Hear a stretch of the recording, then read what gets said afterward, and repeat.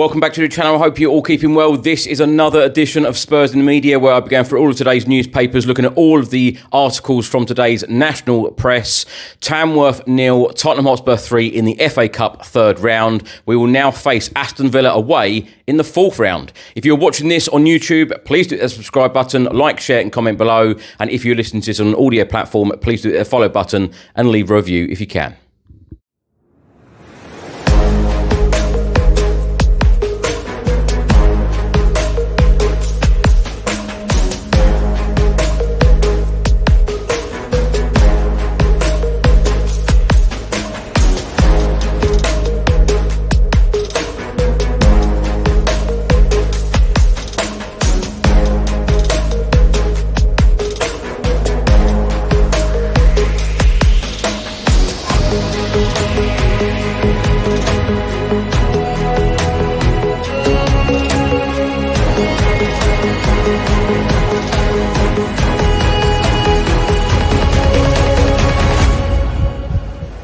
So let's get straight into it. Tottenham Hotspur, of course, travelled to non-league Tamworth on Sunday afternoon. It finished Tamworth 0, Tottenham 3.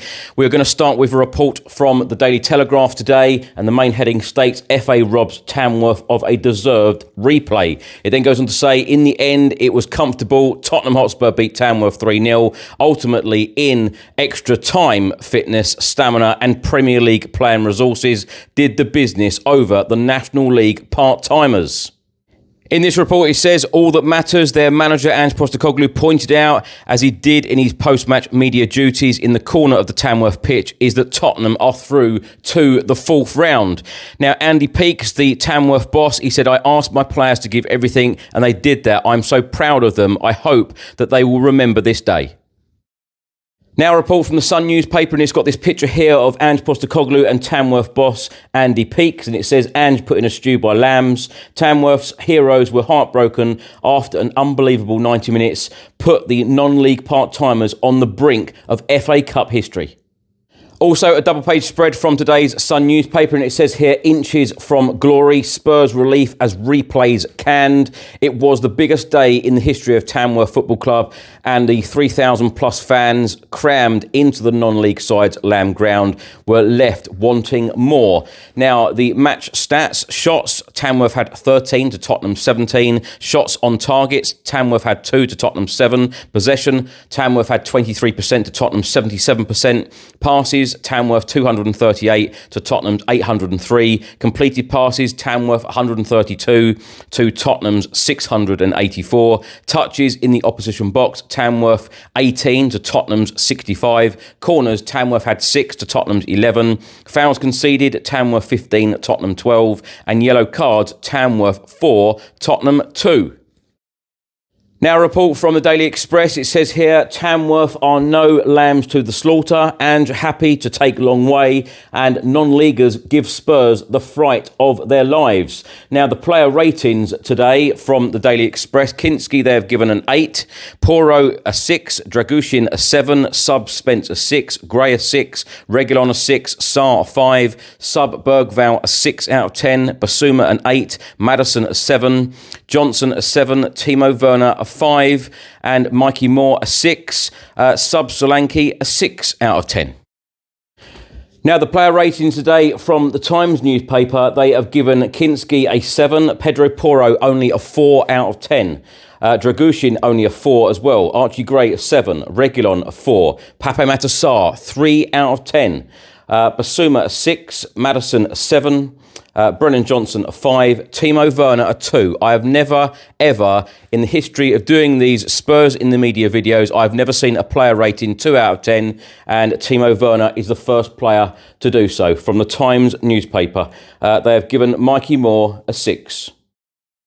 Now a report from the Daily Mail, this double-page spread here in their sports supplement, and it says a Zara salesman fixed a hole in the net, then ran through another in the Spurs defence. Two teams from different worlds collide to remind us why we love the FA Cup so much. It then goes on to say there was a problem before kick-off. It was the kind of problem that anybody who has played Sunday League football in this country at any level on a cold day on a bobbly pitch, perhaps when players maybe hungover from the night before, perhaps when no one could find the keys to the changing rooms, perhaps would have recognised.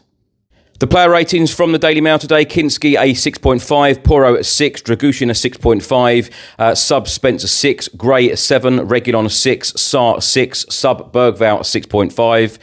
They have then given Basuma a 5.5, Madison a 6, Sub Kulusevski a 6, Johnson a 5.5, Timo Werner a 4, again a very low rating for Timo Werner, Sub Son a 5.5, Mikey Moore a 6, and Sub Solanke a 6. The attendance at the Lamb Ground on Sunday was 4,963. Now a report from the Guardian newspaper, and it says here, Kulusevski keeps sheepish Spurs alive as Tamworth cherish their day. They're effing celebrating, a Tamworth fan muttered in disbelief as Dejan Kulusevski slammed in Tottenham's game-sealing second goal. On an afternoon of little victories for Tamworth, there was another one of Europe's best forwards coming off the bench in extra time to secure a win against the 108th ranked team in England. Knackered after 106 minutes of football, the keeper, Kulusevski, just scored past. Jazz Singh is a building surveyor. And lastly, let's hear from Tottenham Hotspur boss Ange Postecoglou. This is what you had to say after the game. Congratulations, you must be super pleased with the way that your team stuck at that. Oh yeah, look, firstly, credit to Tamworth. I thought they gave everything. They gave a real good account of themselves. We knew it'd be a challenging afternoon for us. With the surface, making it really difficult for us to sort of play in the manner we wanted to. But I thought it's easy to get frustrated on days like this. But I thought the lads, for the most part, kept their heads really clear and calm, and just sort of persisted and eventually overpowered them. I saw you when you were walking in. You looked like you were relishing it, walking through the fans and that kind of thing. It's a proper atmosphere. Yeah, why wouldn't you? I mean, it's the beauty of this tournament.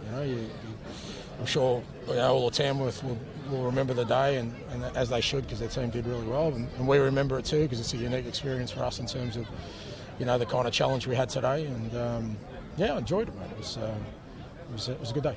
Just one last thing about the beauty of this tournament, and I appreciate that you might think this is facetious, it's not meant to be, but you made a great point about the fact that we've not fought hard enough for some of our traditions the other day. Do you regret in any way the fact, as some people here probably do, that there are no longer replays for these kind of clubs at the end of 90 minutes? I get the sentiment, but at the same time, I've been banging on about less games. So it is a balancing act. The way the calendar is at the moment, it would be almost impossible for us to fit another game in. We're already struggling to fit it in, but I understand the sentiment around it, and I certainly believe in the sort of the competition and what it does offer every sort of part of the football pyramid, and I think it should be protected. And is there a frustration some of those players that played 2 hours today, and obviously they'll play again against Arsenal? No. Most of the things we got the job done, and we got through. Whether it's 90 minutes or whatever it was, would have preferred to finish it off earlier. But at the end of the day, we got through in the next round. That's the main thing. Were you tempted at all to bring the cavalry on a bit sooner? No, I thought we were sort of in the game and sort of controlling it really well. We had some really good opportunities we should have really finished. I thought the keeper made us some really important saves for them, but I thought that we were going okay. Obviously, there was a couple of players, like particularly Mike. He probably played more than I wanted him to today, but he actually grew into the game and was having a good spell when I sort of took him off. But he hasn't played for 2 months. But the rest of the boys, I think, felt pretty comfortable playing as much as they did. Tony had not too much to do, but he dealt well with the corners and throws, which I guess is going to help going into Wednesday. It was a good challenge for him.